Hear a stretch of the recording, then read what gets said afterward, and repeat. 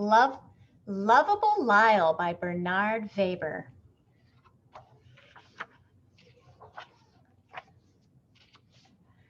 Everyone loved Lyle the crocodile. The Prim family, with whom he lived, loved him dearly, of course.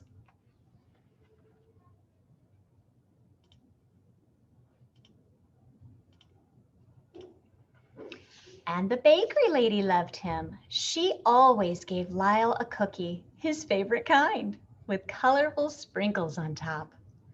And Mr. Delight, the ice cream man, loved him. He always invited Lyle to climb aboard his truck and clang the bell. And Bird loved him. Love Lyle, squawked Bird. And the children loved him. They always called for Lyle to come out and play. And in return, Lyle loved the whole wide, wonderful world. He didn't have one single enemy in it, or so he thought. One day, quite mysteriously, a note addressed to Lyle was slipped under the door of the house on East 88th Street. Dear Lyle, Mr. Prim read to him, I hate you. I hate you more than anything. I hate you so much I can't stand it. And the note was signed, Your Enemy. Everyone was so surprised. How dreadful, cried Mrs. Prim. Whatever reason could anyone have for hating Lyle? Don't worry about it, Lyle, said Mr. Prim. Just keep being your wonderful self and try to forget this ever happened. Lyle went off to bed that night, trying hard to forget. Still, as he switched off the lights and gazed down upon the empty street below, he could not help sadly thinking, somebody out there hates me. The next day, Lyle lost himself in play and managed to forget all about the note, only to be reminded by a second one, delivered as mysteriously as the first. Dear Lyle, read Mrs. Prim, I hate you even more today than I did yesterday, if that is at all possible. And again, the note was signed, Your Enemy. Oh, these horrible notes have just got to stop, Mrs. Prim cried out desperately. Lyle wanted the notes stopped too. He was so unhappy about them. There were days he just couldn't be coaxed out of the house. He began to wonder if he was growing ugly. He practiced smiling. At other times, he was outdoors being his friendliest to everyone, hoping somewhere, somehow, his enemy would see what a nice crocodile he really was. He smiled big, big smiles, and he waved big, big waves, greeting one and all as warmly and as joyously as he knew how. He performed all of his surefire tricks to amuse people and practiced new ones at home each night. He was kind, helpful, courteous. He held doors open for people loaded down with heavy packages. He offered his seat on crowded buses. He shared his umbrella. My, doesn't he have nice manners? One lady remarked. I've never seen anything like it, answered another. Poor Lyle worked so hard at being nice, he was positively exhausted by the end of the day. Indeed, all of the Prims were unhappy about the notes. Each time they heard someone approaching outside, Joshua or Mr. Prim, sometimes the entire family would rush for the door in hopes of catching the note writer in the act. They even took turns watching from the window. One afternoon, Mrs. Prim, Joshua, and Lyle came across the words, "Down with crocodiles." brazenly scrawled upon a fence near home. Mrs. Prim tried hopelessly to erase the nasty words with a tissue. "Well, Lyle," she said, as they made their way home, "it seems no matter how much we may think we want to, it isn't always possible to please everyone or be liked by everyone." As they approached their house, they noticed the small figure of Clover Sue Hipple, the new girl in Joshua's class.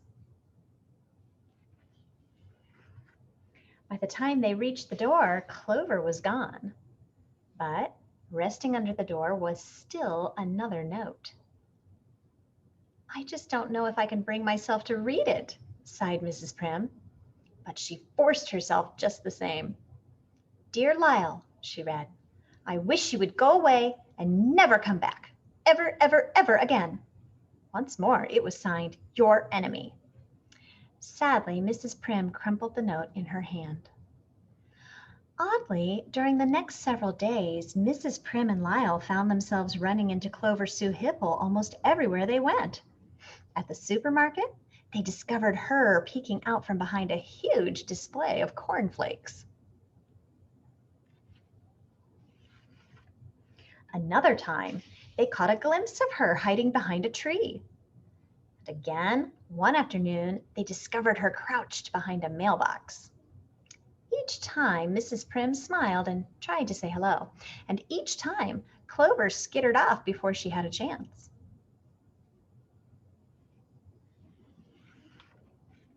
One day, as she was about to leave the house, Mrs. Prim glanced down just in time to see another note wiggling its way into the house. Quickly, she opened the door. Before her, wide-eyed with surprise and still clutching the note, stood Clover Sue Hipple. "Clover, dear, please don't run away," cried Mrs. Prim. "I would like to speak with you about Lyle.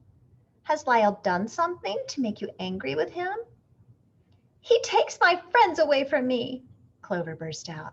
"He what?" "He takes my friends away from me," the little girl said again. "When Lyle comes out, my friends run away. They run to play with him, and they play with him all of the time. I never have fun when Lyle is around." "But why can't you play with Lyle too?" asked Mrs. Prim. "Because," answered Clover. "Because of what?" "Because I'm not allowed. My mother said I'm not allowed to play with crocodiles." "Why don't you invite Clover's mother here to meet Lyle?" suggested Mr. Prim that night. "I'm sure when she sees for herself how gentle Lyle really is, she won't mind if Clover plays with him."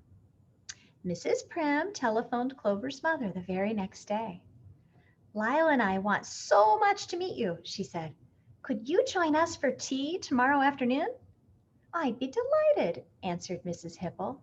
Mrs. Hipple made a note of the address, and all was cheerfully arranged. "Now, who is this nice Mrs. Prim?" Clover's mother wondered. Setting up the new house had left her little time for meeting neighbors. And who is Lyle? The only Lyle she knew of was that wretched Lyle the crocodile creature, who lived with a most peculiar family somewhere nearby. "Imagine," she chuckled disapprovingly, "a crocodile living among decent, respectable people. But this Lyle, he must be that nice Mrs. Prim's husband," she decided. "Of course." "Remember now, Lyle," said Mrs. Prim the following afternoon, "when Mrs. Hipple arrives, greet her with your very best manners. Offer to take her coat, and when you have hung it neatly in the closet, join us in the living room. Understand?" Lyle nodded. "Good," said Mrs. Prim, humming as she returned to the kitchen. When Mrs. Hipple arrived, Lyle started down the stairs to meet her, but then he stopped. "Suppose she won't like me?" The thought popped into his head. Suddenly, a wave of shyness came over Lyle. Suddenly, the last thing in the world he wanted to do was meet Mrs. Hipple. "Lyle! Lyle!" called Mrs. Prim. "Lyle, where are you? We have company," Mrs. Prim called again as she led her guest into the living room. He wanted to go to her, But instead, and although he kept telling himself it was absolutely the silliest, most ridiculous thing he could possibly do, Lyle squeezed himself into the hall closet and hid. Mrs. Prim looked for him upstairs, and she looked for him downstairs. "I just can't imagine what has become of Lyle," he heard her exclaim. Amid the tinkling of teacups, Lyle could hear the voices of the two women. They talked about this, that, and everything under the sun. It was so stuffy and uncomfortable in the closet, he began to wish they would talk about Mrs. Hipple leaving. At long last, Lyle heard Mrs. Hipple say, "I must be going now," and Mrs. Prim say, "I'm so glad you came and so sorry you missed Lyle, but I do hope you will be meeting him real soon." Then Lyle heard the handle of the closet door turn as Mrs. Prim said, "Here, let me get your coat." The instant the door opened, Lyle fell out upon both women. Mrs. Prim let out a sharp gasp, and Mrs. Hipple definitely screamed. "Are you all right? Are you all right?" Mrs. Prim cried out as they struggled to their feet. "Take him away! Take that monster away from me!" Mrs. Hipple began to shriek. "Oh, please, he won't hurt you. I promise he won't hurt you," Mrs. Prim tried to reassure her. "Look at him. He's more frightened than you are." "Let me out of here!" Mrs. Hipple shrieked. "Let me out of this terrible house!" Mrs. Prim opened the door as Mrs. Hipple, her hair and clothes all in a rumple, stumbled from the house. "If that crocodile ever so much as crosses my path, I'll have him arrested," she called back over her shoulder. "This is supposed to be a nice neighborhood, you know." "Poor Lyle," sighed Mrs. Prim that night. "Now he's afraid he's going to be arrested. We're just going to have to think of something to take his mind off his troubles." On the first warm day, the Prims knew just what to do for Lyle. "We'll take him to the beach," they decided.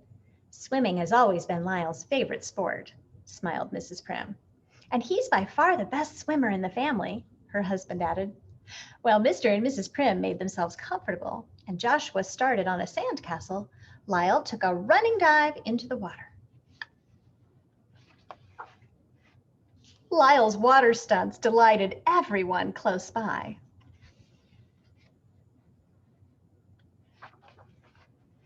Everyone, that is, except Mrs. Hipple, who had just arrived, and with Clover was dunking her feet.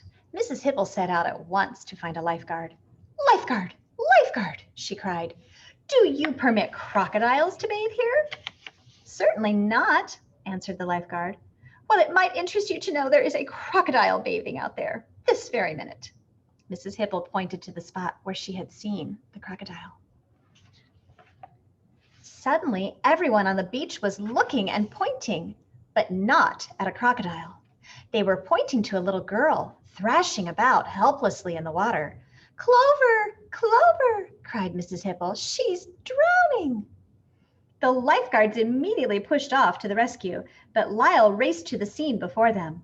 "There's a crocodile out there!" someone gasped. "No, no, it's Lyle!" called Mrs. Prim, standing nearby. "I mean, it's Lyle the crocodile." Lyle brought a very wet but happy Clover safely back to shore. "Hooray for Lyle!" the crowd shouted. "Oh, Lyle, dear friend," sobbed Mrs. Hipple, "how can I ever thank you enough?" Everyone was so proud of Lyle. He was immediately appointed Honorary Lifeguard. He was then given a hat, a sweatshirt, and a silver whistle. "Lyle, you are a hero," said the head lifeguard. "Feel free to come here and save people from drowning anytime you choose." The next day, a note addressed to Lyle was found under the door of the house on East 88th Street. "Oh no, not again," Mrs. Prim moaned. "Dear Lyle," read Mr. Prim, "I love you. I love you more than anything. I love you so much I can't stand it." And the note was signed, "Your friend for life, Clover Sue Hipple. P.S." Mr. Prim continued, "May I play with you today? P.P.S. My mother said it's all right. Lyle smiled, one of his big, big smiles.